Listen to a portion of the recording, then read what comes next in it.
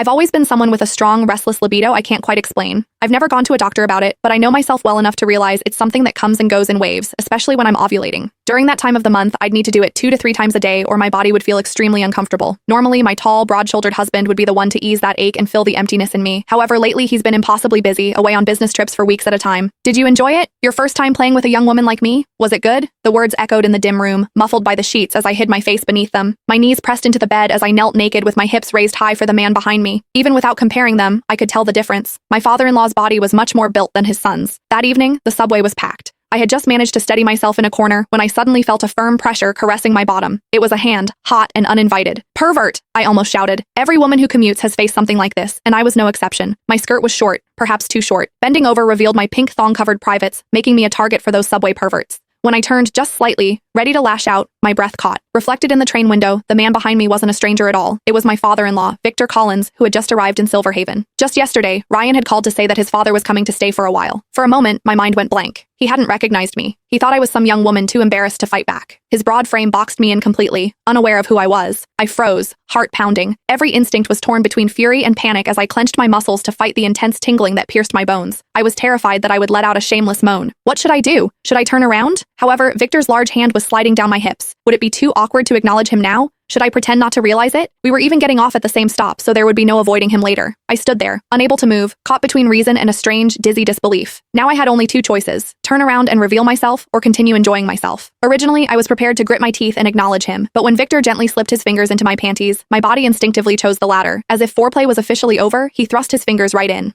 The sudden touch made me moan, and I instinctively thrust my butt back, letting him penetrate deeper. I had to give it to Victor for being quite skillful. Not only did he always hit my most sensitive spots, but it was like a key, completely releasing the bottomless desire within me. My body reacted almost immediately, a warm current flowing slowly throughout me. Alas, Victor wasn't satisfied. He wanted more. I could feel him lower himself slightly, hooking his thumbs around the sides of my panties and slowly pulling them down to my thighs and curling them into a ball.